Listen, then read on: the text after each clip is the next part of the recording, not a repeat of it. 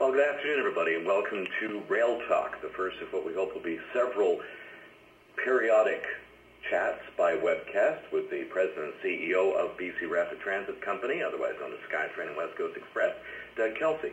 My name is Drew Snyder, and I'll be reading off some of the pictures, some of the questions that have been sent in via our electronic email system here is all part of this webcast. And the subject of the day right now is safety and security.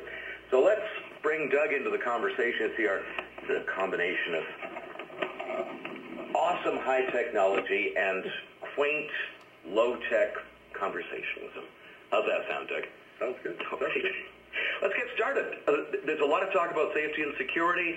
A lot of people questioning how safe is SkyTrain, and we saw an example today of one of the reasons why they question it. So let her rip. What's the story there? Well, actually, I don't know if any of you have seen today's Vancouver Sun. I was just handed this a few minutes ago. With the advantage of technology here, I'll hold it up. Coincidentally enough for our conversation, it starts off, a SkyTrain stabbing, a deadly blaze. So this is the front page on the Vancouver Sun today. And so if you haven't read it, you might want to grab it as a interested transit user. And it really, for me, I guess, Drew, and for everyone on this webcast, it really typifies part of our challenge around safety security. And specifically, when you get into the details of the report, it actually didn't even happen at a SkyTrain station. That's true. And it even talked about it, I just highlighted here, so I quote, on March 22nd, 2005, it was near the Metrotown SkyTrain station. So that's a great example of one of the challenges that, as a large, regional, iconic system, that everything gets thrown our way. I mean, by the same token, you could say that it was a bread garden stabbing or a Robin stabbing or a superstore stabbing, because they are all near Metrotown SkyTrain station.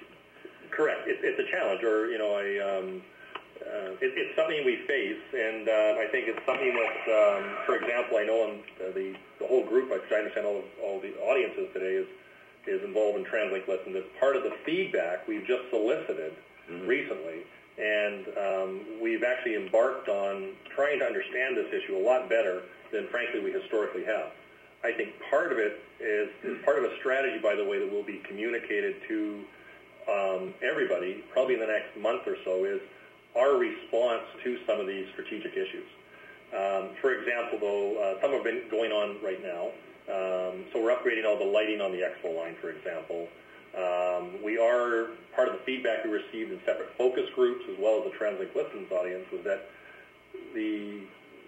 particularly the focus groups had a real feeling that they really want to get a higher profile on the SkyTrain stations, less so on the train cars, but on the stations.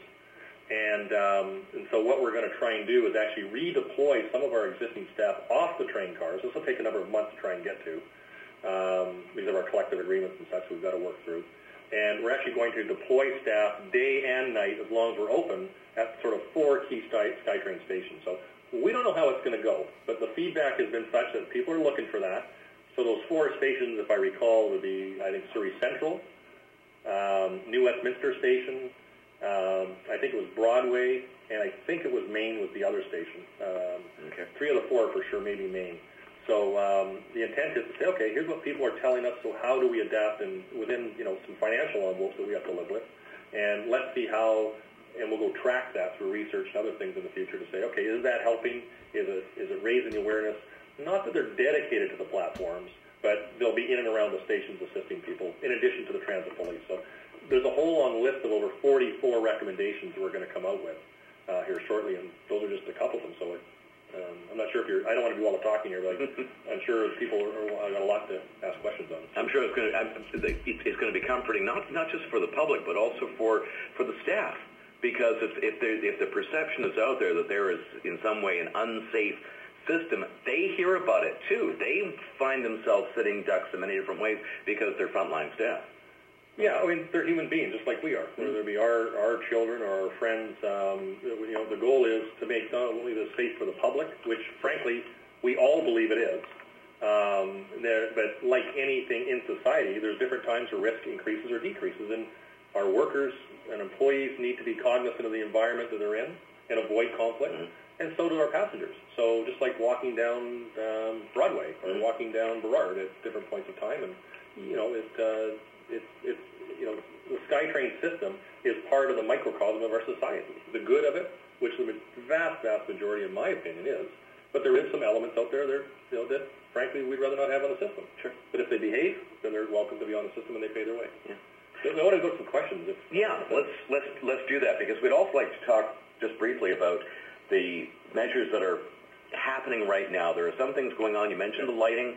Yeah. There are some other measures going on now, because you said, gosh, about a year and a half ago when we did that video that is still posted online about SkyTrain safety and security, and you said that you get the safest system in the world, but if people don't feel safe on it, then you couldn't give the rides away. Yeah. So perception is reality. Quickly, let's just go down a brief list of some of the things that are underway right now and that you've been doing.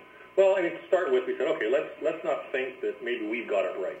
So we I engaged the talented, and interested people on TransLink Listens to say, what are your feelings about SkyTrain to start with? Then we also engaged separate focus groups. From there, we've now been gathering some of that information up again, which will be coming out public here in the next few weeks, I would assume.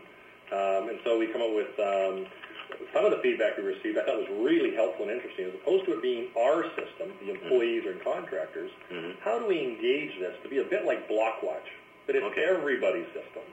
And so one of the things we're going to try and put in place is something I'll call, we haven't named it yet, Friends of SkyTrain, Skywatch, where, I look at my kids today, and they talk quicker through tagging on a PDA than they do actually in verbal conversation, right? And so why can't they help us be eyes and ears out there? If they could text a certain number that we give them, it could be a dispatch saying anywhere from, gee, I'm feeling comfortable on train number 028. We may have to train them a little bit on identifiers and general knowledge about the system that they might, as an average person, not see. Or through to, gee, a garbage can just got spilled over and it got broken and the crows are all at it, so it's making the system messy or whatever. So, and then we could dispatch and deploy people based on the urgency of the situation and the significance of it as well. So that's one example where how do we as a collective user group start taking care of our system so we can actually maybe increase our response times and in addition to what we're already doing today. Right. So that's one example. Okay.